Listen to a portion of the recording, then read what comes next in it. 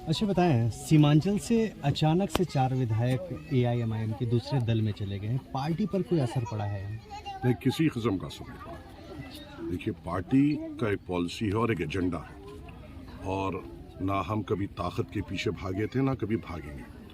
अवैसी साहब की हमें यहाँ भेजने की वजह वो ये बयान करती है, चाहे कोई हमारे साथ रहे या ना रहे, अवैसी साहब ने जो वादा किया था सीमांचल के अवाम के साथ कि वो उनके दुख और सुख में रहेंगे, और उसी का ये आज आपके सामने ये है कि हम लोग अवैसी साहब के हुक्म पे यहाँ पे आए हैं, और कई इलाकात में जहाँ पे फ्लड्स आए हैं वहाँ पे आप जाते हुए जो भी हमसे हो सकता है वो तकसीम हम कर रहे हैं, रिलीफ का काम कर रहे हैं, कोशिश कर रहे हैं हमारी हैसियत के मुताबिक अपने सीमांचल के भाइयों के साथ हम ठहरें और उनकी हिम्मत अफजाई करें।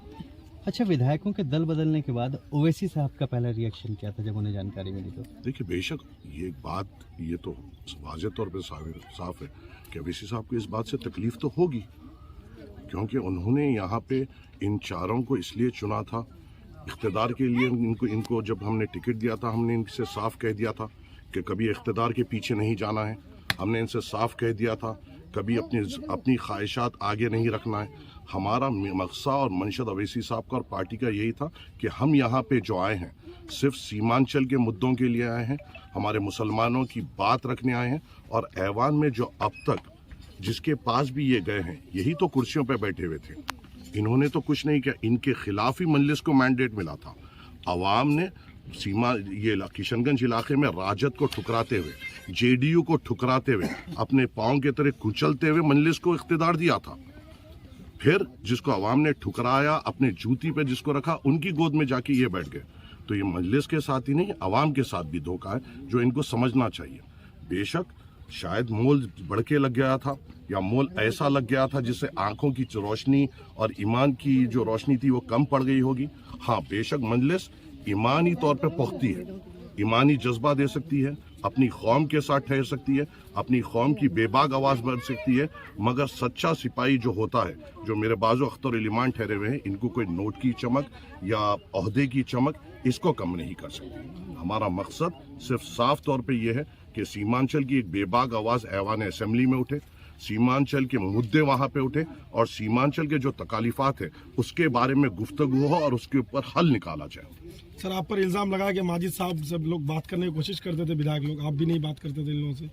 किसने? अवाम को ये लोग कह रहे हैं, आपके जो बागी विधायक हैं जी, ये लोग कह रहे हैं कि माजिद साहब से हम लोगों ने बारहा कांटेक्ट करने की कोशिश की, लेकिन माजिद साहब हम लोग से मुखातब नहीं है। देखिए, मैं अब इनके जो चले गए हैं और मेरी तरबियत और मैं जिसका शागिर्द हूँ, जो चले जाते हैं मैं उनकी तरफ गौर भी नहीं करता। जो मेरे साथ है उनकी और हौसला अफजाई करता हूँ मैं। इन्होंने जो तोहमत लगाई या जो भी इल्जामात लगाए, इनका दिल जानता है इन्होंने मेरे से कितनी बार बात की है, क्योंकि मेरी तरबियत और मेरी तालीम ये आम के सामने बयान मत करो। कल ही अख्तर उल-ईमान साहब ने एक मौलाना तसीर साहब का मुझे नंबर दिया। उनकी छोटी बेटी कल नीलोफर में बेइंतहा क्रिटिकल थी, खून की उल्टियाँ कर रही थी। अख्तर उल-ईमान साहब के बोलने पे वहीं सामने हमने उनको फ़ोन पे बात किया। हमारे वहाँ के रेडिल्स के कॉर्पोरेटर आरिफ साहब वहाँ पे पहुँचे, उनकी मदद की और उनका अच्छा इलाज हो रहा है। बोलने वाले क्या बोलेंगे, फ़ोन नहीं उठाते हैं। क्या इनकी नवी फेल वाला तेजस्वी इनका फ़ोन उठाएगा? अब ये जिसकन भी गए हैं, क्या उनकी अहमियत रहेगी? अरे मजलिस के थे, अहमियत थी, एक मुकाम पे थे, एक अहमियत थी। वही ठोकरों में चले गए, अहमियत गिर भी जाएगी और भूल भी जाएगी अवाम इंशाअल्लाह। यहाँ से मजलिस किस तरह से आगे बढ़ेगी? मजलिस बहुत मजबूती से आगे बढ़ेगी। राजद हमारे साथ नहीं थी, ना जेडीयू हमारे साथ थी। इनको हराते हुए हमने पहाड़ों को चीरते हुए रास्ता बनाया है। अगर फिर रास्ते में कुछ कंकर आ गए या कुछ रुकावट आ गई तो उनको तो ढकलते हुए हम फिर मजबूती से आगे बढ़ेंगे। और आपके ज़रिए से मैं ये भी कहता हूँ हमारे मजलिस के चाहने वालों से, हमारे साथियों से, कि जो जाने वाले थे चले गए।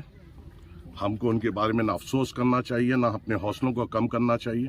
हम असदुद्दीन अवैसी साहब के सिपाही हैं और असदुद्दीन अवैसी साहब का मिशन लेके आगे बढ़े हैं। हमारा एक पॉलिटिकल मूवमेंट है जिसमें वक्त लगता है और उसमें जिद्दोजहद और जुस्तजू करना पड़ता है, और इंशाअल्लाह हम जिद्दोजहद जुस्तजू करते हुए जो सीमांचल की आवाम से हमने वादा किया है उस पर खरे उतरेंगे इंशाअल्लाह।